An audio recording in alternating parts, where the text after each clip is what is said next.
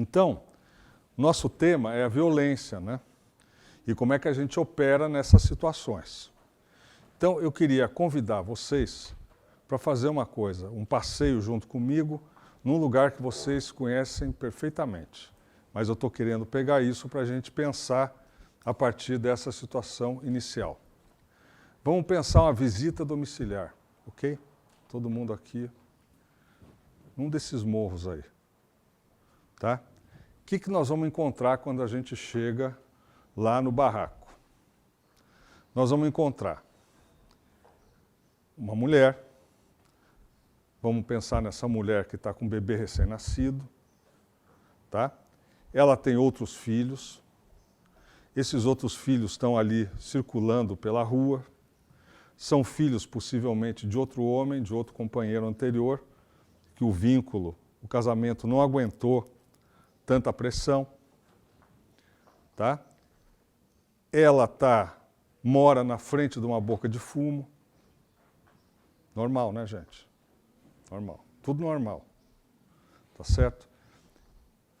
Ela está super assustada, com os filhos na rua, com o bebê que está ali.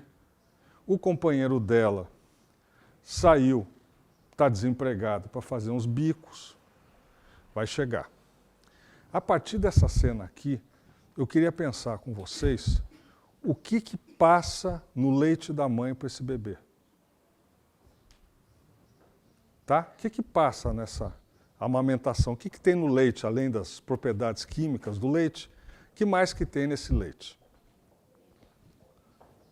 Bom, então, uma primeira coisa que a gente pode ver é que quando essa mãe está ali, ela está numa urgência tão grande que ela não consegue olhar para esse bebê. Não é assim, gente? Não é? Aquela puta confusão para explodir a qualquer momento, qualquer coisa, ela não consegue olhar para esse bebê. Tá? Está aqui, está lá, mas ela está muito mais voltada para dentro dela mesma, que é da urgência que ela está, que impede dela olhar para esse bebê. Esse bebê, que sensação que ele tem? De não ser visto.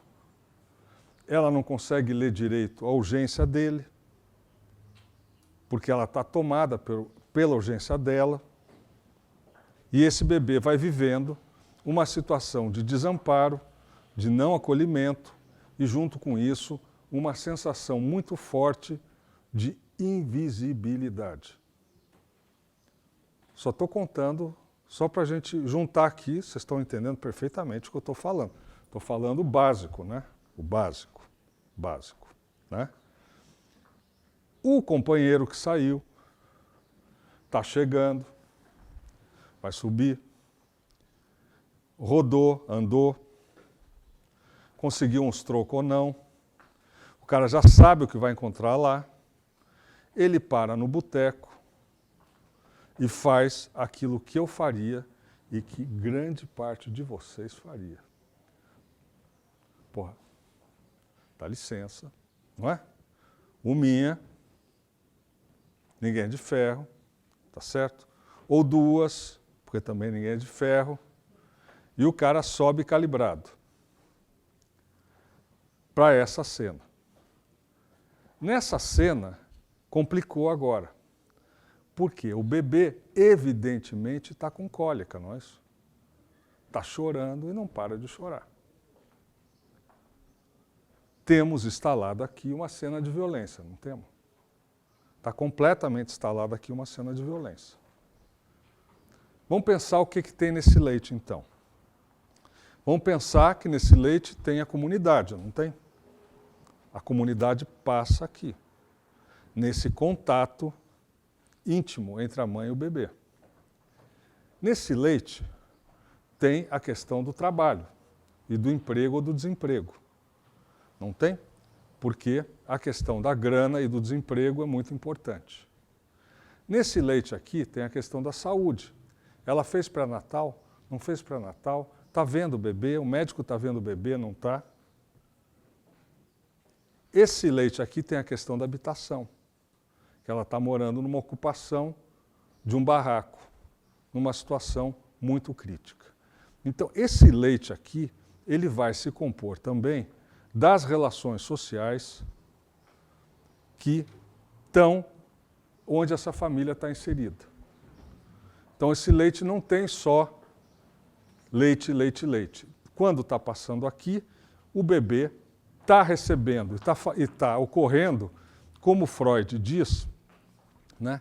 Está ocorrendo o quê? Isso está constituindo marcas de memória, as tais marcas mnêmicas, marcas de memória, dentro do sujeito. Né?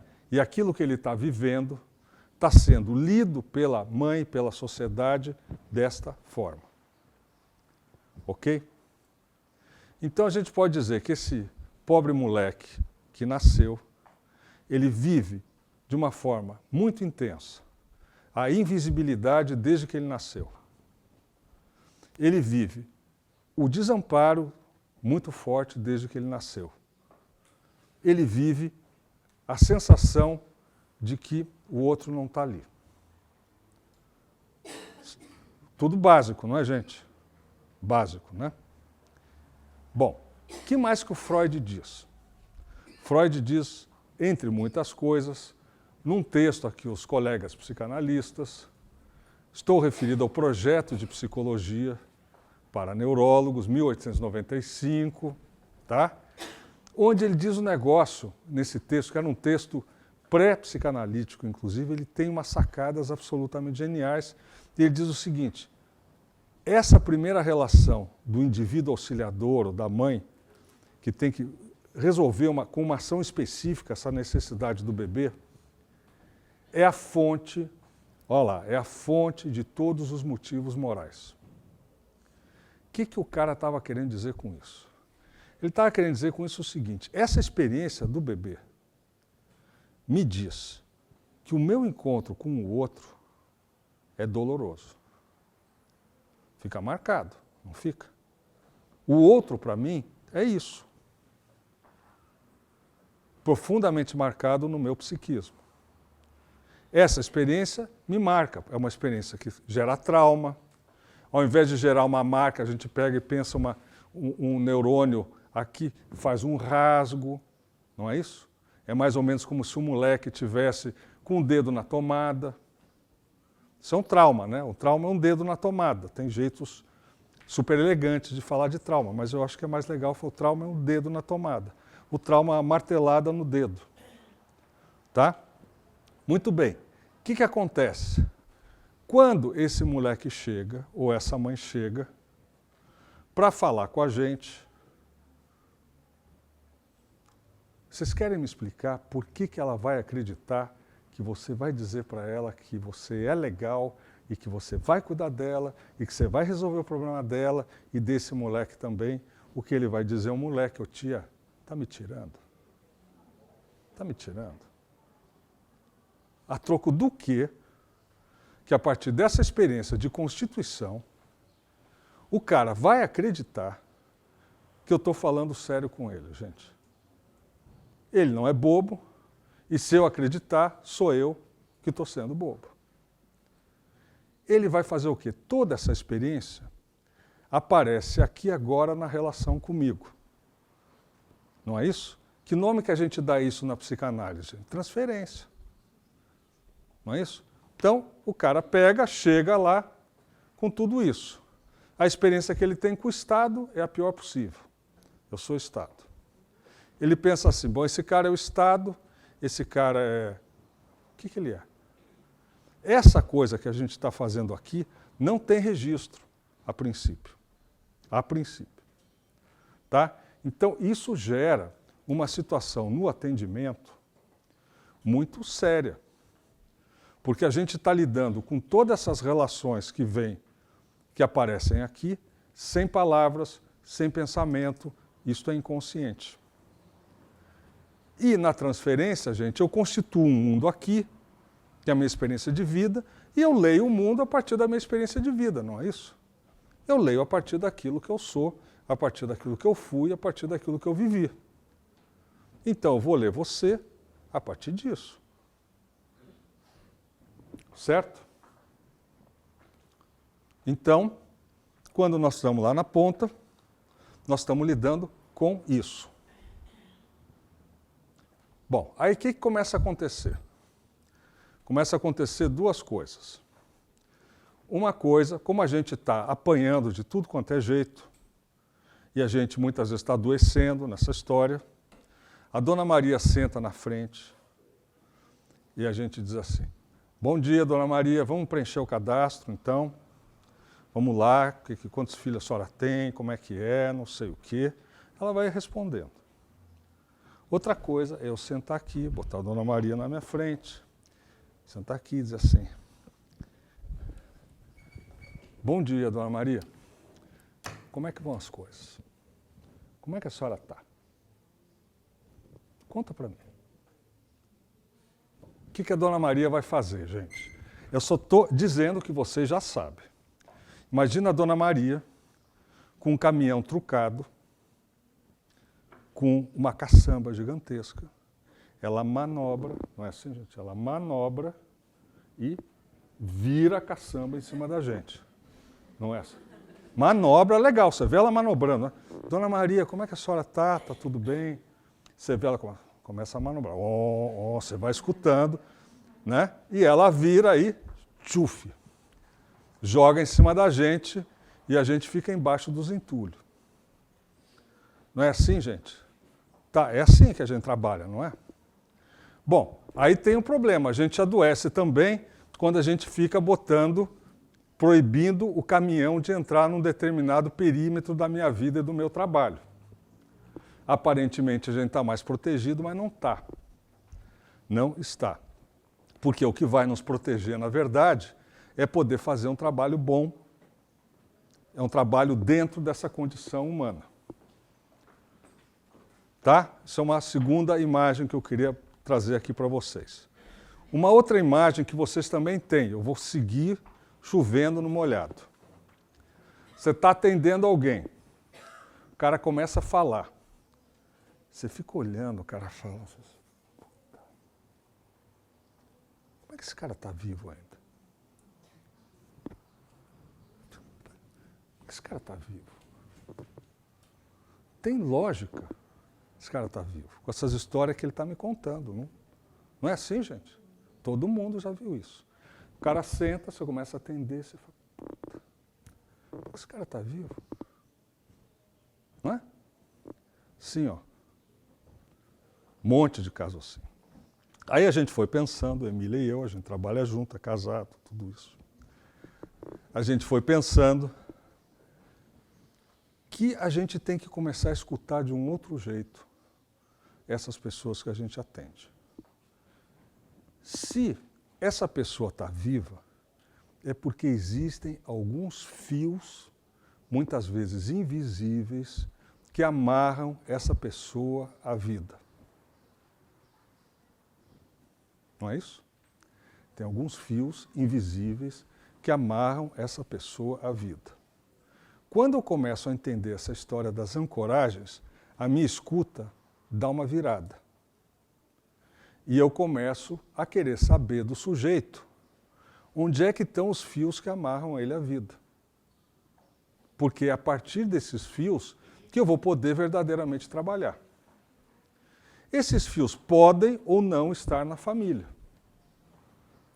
Toda a política, gente, de saúde, de assistência, tudo pauta de um princípio equivocadíssimo do meu ponto de vista. Ela é toda voltada para a família, para a reinserção familiar. Ou seja, ela é toda voltada, grande parte das vezes, para a retraumatização. Por que cargas d'água que eu acho que é a família que resolve? Se o cara já saiu de lá, o cara já sofreu o que sofreu. Agora eu vou dizer para ele voltar para a família, ele vai dizer, na transferência, eu tenho razão, porque essa pessoa não está entendendo nada da minha vida, como nunca ninguém entendeu, está querendo me mandar para lá de novo. Eu vim assinar, hein, tia? Vim assinar, onde é que assina? Tal, tô indo, fui, acabou. Então, quando a gente começa a escutar as ancoragens, começa a acontecer um negócio muito interessante. e não me fixar na família. Por exemplo, eu começo a escutar a pessoa falar, vamos dizer, um moleque, e eu começo a perguntar, mas como é que é a tua vida? Conta aí. Se ele vai tendo uma relação de confiança, se ele está vendo que eu não estou sendo o Estado que ele coloca em mim, porque aqui na transferência a gente tem um segredo, que é o seguinte, quando eu estou atendendo, o cara pega e coloca em mim que eu sou o juiz. Eu tenho que entender isso. Quando ele coloca em mim que eu sou o juiz, ele fala comigo como se eu fosse o juiz. Mas se eu entendo esse negócio, eu faço assim, ó. Viro um pouquinho para cá, deixo o juiz aqui e digo assim, vamos falar sobre o juiz? Ele trouxe a experiência dele com o juiz, sem perceber, na relação comigo. Eu não tomo isso para mim e nem rejeito. Eu pego, dou uma viradinha e digo, vamos falar sobre o juiz. O que está acontecendo com o juiz? O que está acontecendo com a polícia? O que está acontecendo com isso? Porque ele coloca em mim sem perceber. Mas eu posso, se eu estou escutando minimamente, e ó, gente, estou dizendo assim, quando a gente está escutando, 90% das vezes, a gente não está entendendo chongas. Vocês concordam comigo? Se a gente achar que está entendendo muito, pior ainda. Piorou muito. Piorou muito. É melhor a gente dizer assim, não estou entendendo o que esse moleque está colocando em mim. Com quem que ele está conversando aqui, que está aqui, ó, dele. E ele está colocando aqui, ele está falando com isso que está aqui, não é com você. Então, se eu consigo descobrir o que ele colocou ali, você pega e diz, vamos falar sobre isso então. Não precisa ser psicanalista, nem psicólogo, nem ter faculdade para entender isso, tá certo?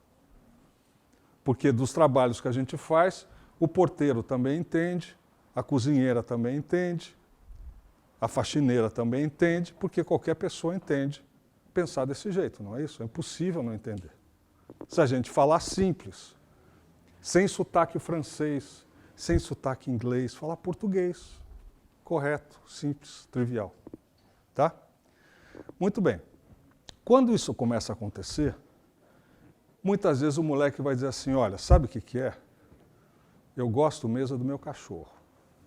Porque com o meu cachorro, ele é um tremendo companheiro. Quem é cachorreiro aqui? Ó, todo mundo entende o que eu vou falar. Tá certo? Com quem que vocês conversam quando o bicho pega mesmo, vocês chamam o bicho ali, não é? Deita aqui, pururu. Então, muitas vezes, o cachorro é uma ancoragem importantíssima. Quem trabalha com adolescente em conflito com a lei? Já pensou se no pio do moleque, você coloca assim, ó, você gosta tanto desse teu cachorro? Então é o seguinte, você vai levar ele no veterinário, você vai cuidar dele, você vai trazer ele aqui para eu ver, e eu quero que você dê banho nele. Faz parte do pio, do pia. Eu estou com pio na cabeça, é outra coisa. Estou com outra coisa. Faz parte do pia. Porque o que é isso? O cachorro amarra ele na vida. Pode ser que a namorada amarre ele na vida. Pode ser que a vizinha amarre ele na vida. Não tem aquela vizinha que muitas vezes o moleque está saindo e ela diz, opa, tá bonito hoje, hein, meu? Tomou um banho, tá? Quem é essa vizinha? Bom, quando eu começo a pensar desse jeito, a minha metodologia de trabalho começa a mudar muito. Porque se eu estou escutando as ancoragens, eu preciso ir para o território, né, gente? Não dá mais para ficar atendendo só atrás da mesa.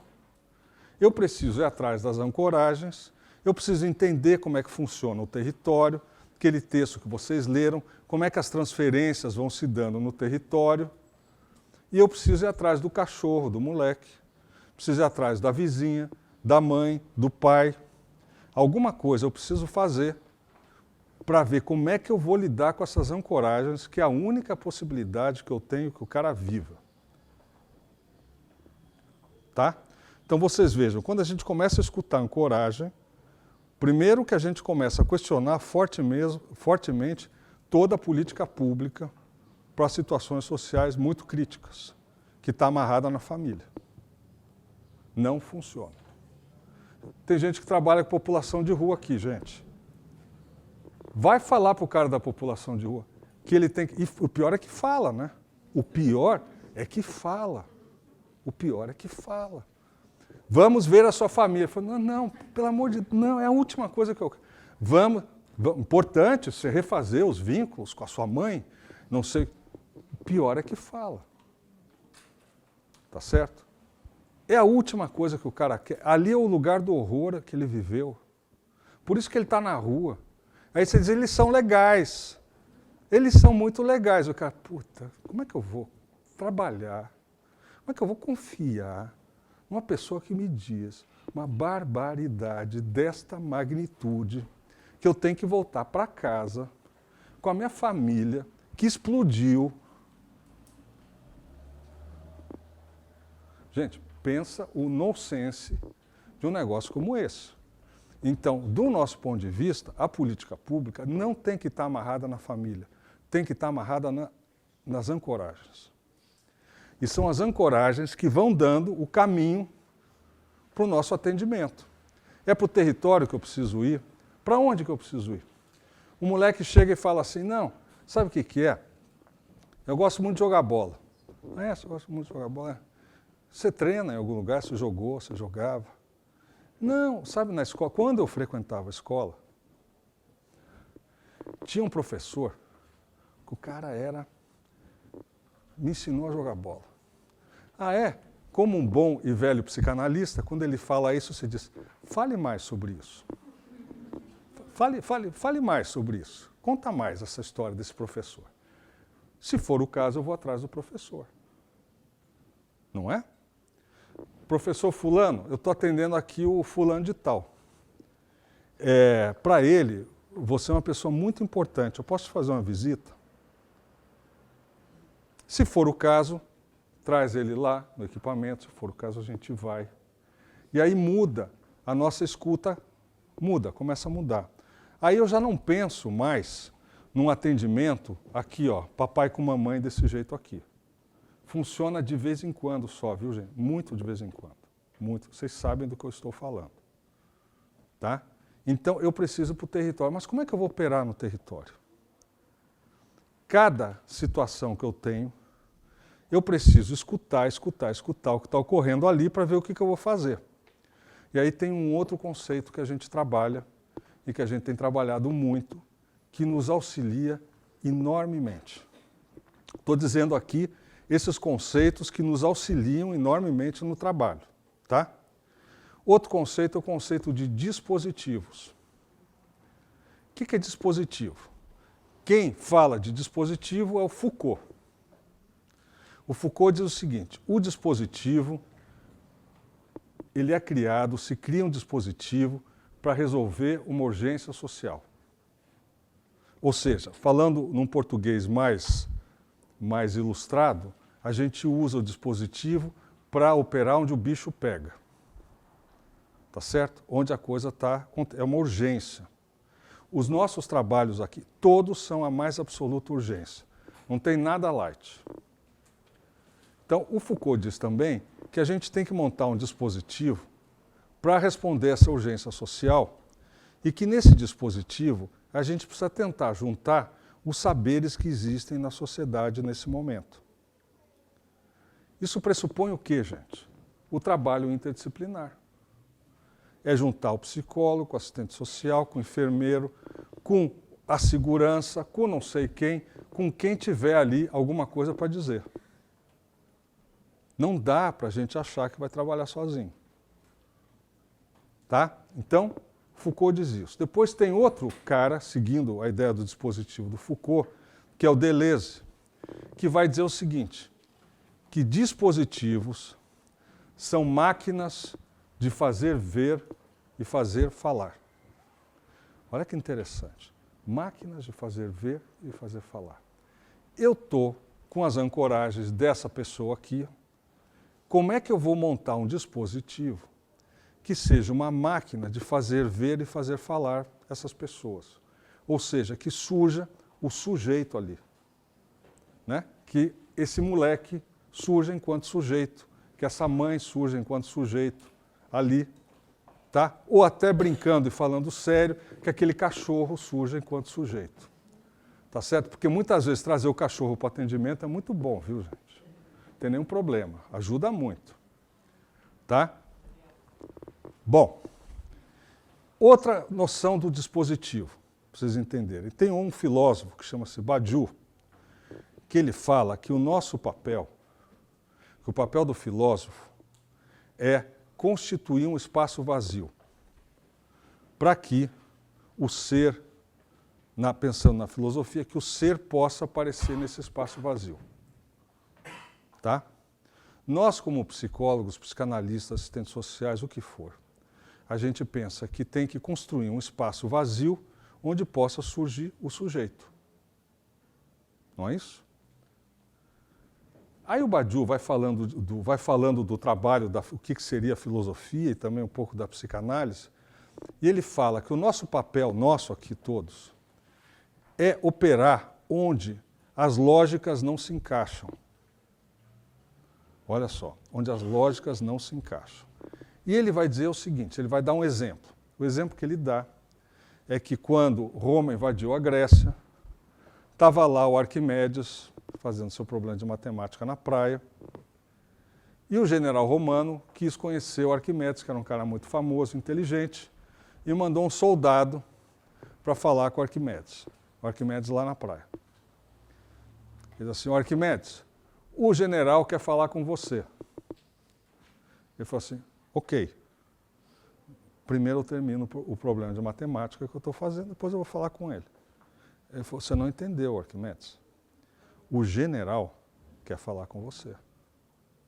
Imagina, é impensável, do ponto de vista do romano e do soldadinho, que o Arquimedes não atenda imediatamente o chamado do general. Não é assim? Tá? É assim.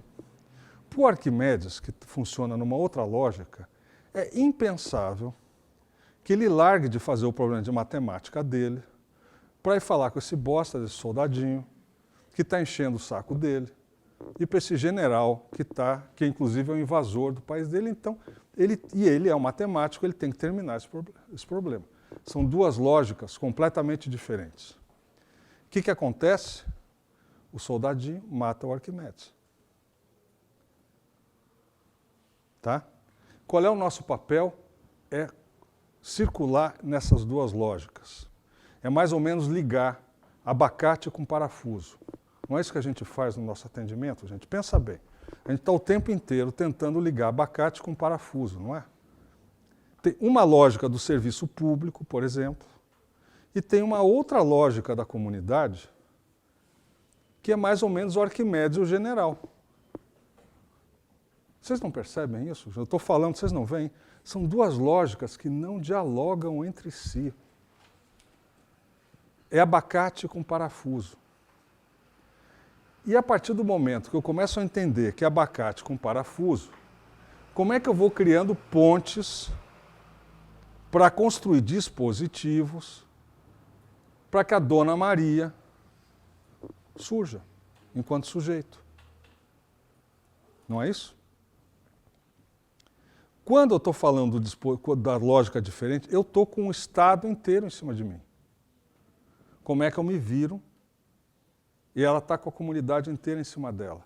Como é que eu vou criando essas lógicas? E a gente acha que o dispositivo, então, esse espaço de fazer ver e fazer falar, é onde eu vou juntar e tentar encontrar essas lógicas que não dialogam entre si.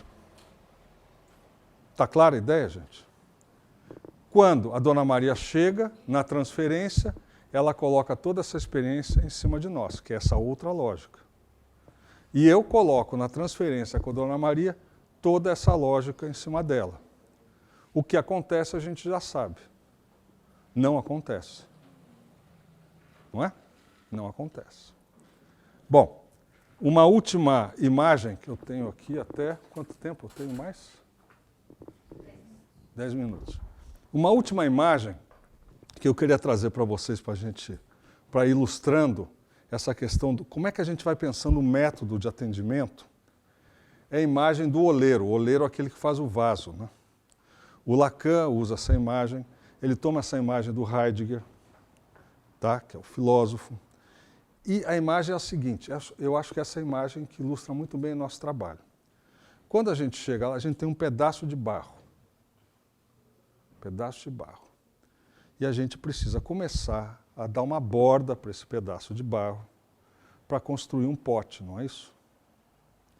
E é essa borda que a gente vai fazendo, que o oleiro vai fazendo, vai criando um espaço vazio.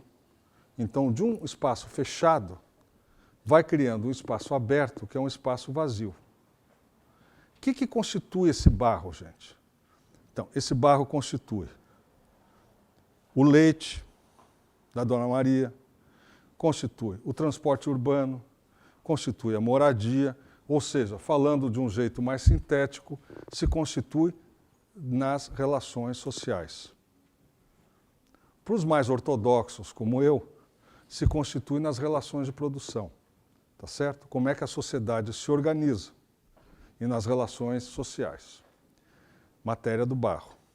Que outra matéria tem no barro que nem tem no leite? Tem aquilo que a Dona Maria coloca em mim e aquilo que eu coloco nela. Está ali no barro também, não está? Tem que trabalhar nisso. Que outra coisa tem no barro? A instituição onde eu trabalho.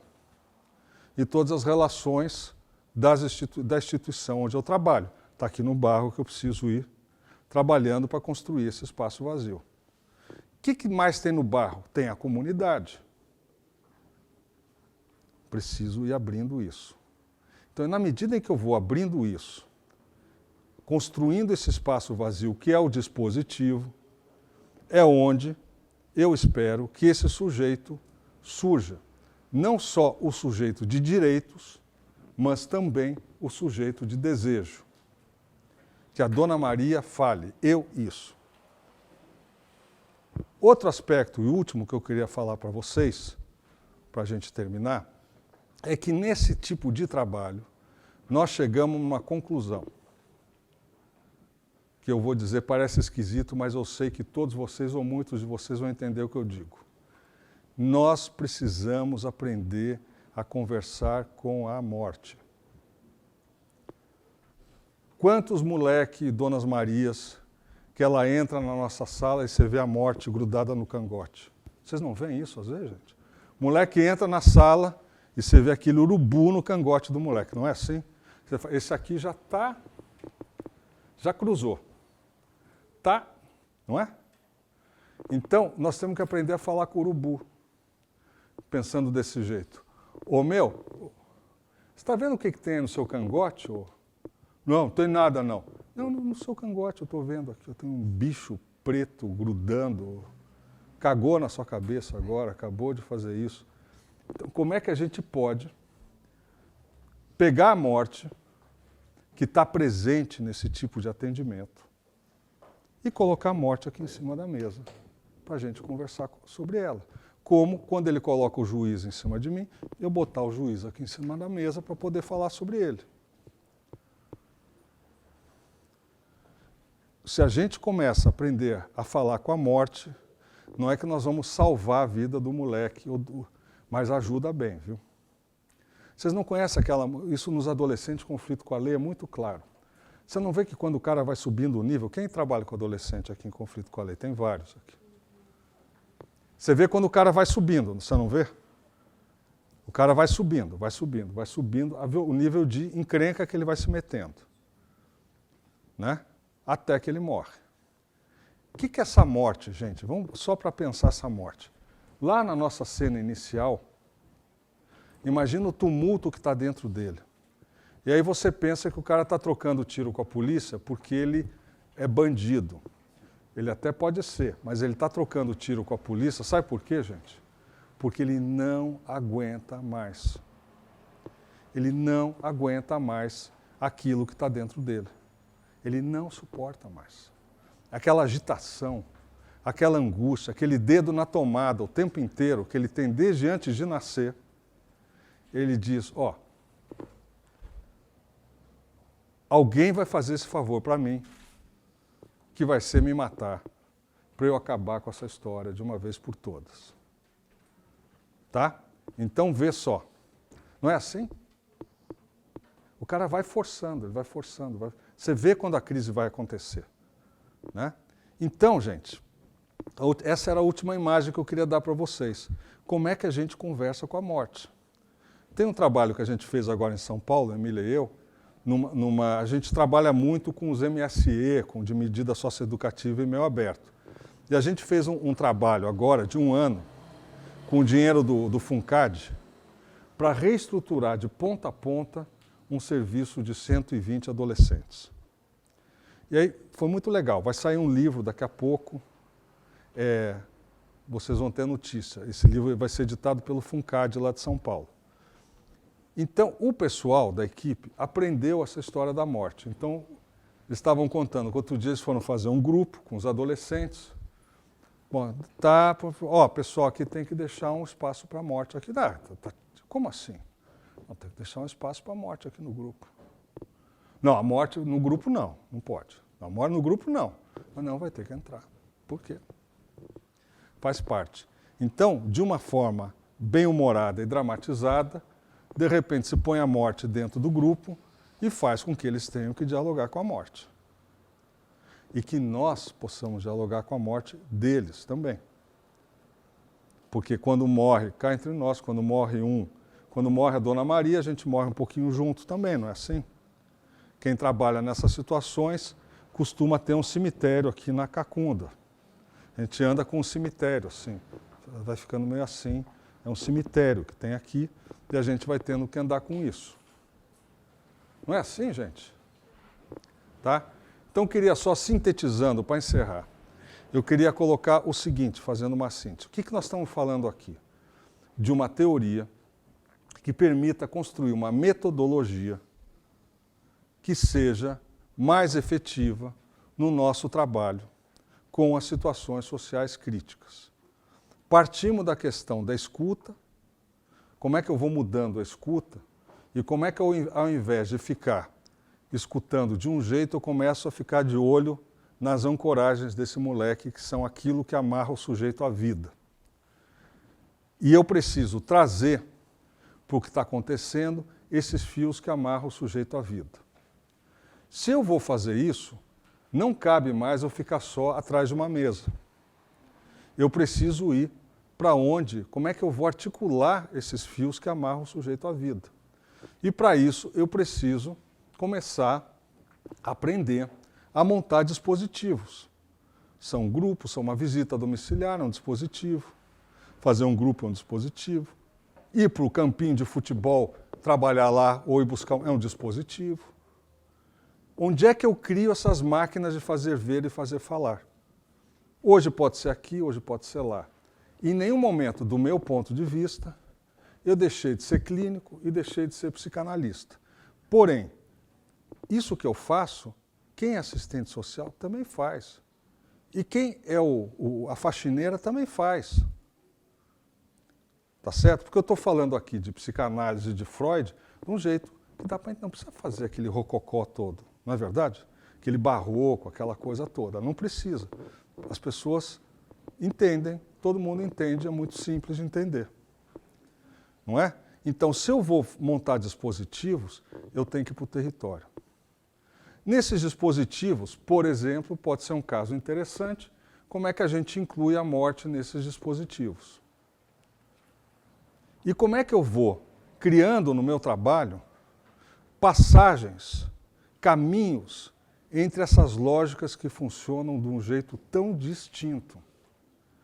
Como é que eu vou pensando, como é que eu crio passagens dentro dessas lógicas que impedem uma verdadeira conversa e que impedem que o sujeito fale de verdade. Acho que deu, né? É isso. Então agora, pessoal, vocês vão para os grupos. Cada grupo vai ter um coordenador, que é a pessoa que vai ficar centrado na tarefa. Qual é a tarefa dos grupos, gente? É poder pegar isso que a gente falou agora e como é que eu posso pensar isso a partir do meu trabalho cotidiano. Como é que isso entra no meu trabalho cotidiano? Ajuda, não ajuda? Como é que, enfim, poder pensar o meu trabalho a partir dessas contribuições que a gente está tentando dar. Tá? Ó, minha sugestão, não vale ficar fazendo queixo o tempo inteiro. Tá? Não vale. Vamos combinar? Que não vale se queixar o tempo inteiro, porque a gente sabe que motivo vocês têm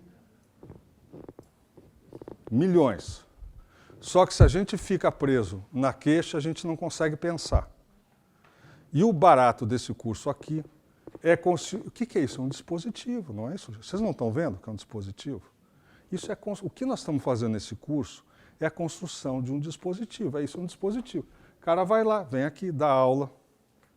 Depois vocês vão lá para essa máquina de fazer ver e fazer falar. O que nós estamos fazendo é uma grande máquina de fazer ver e fazer falar. Não é?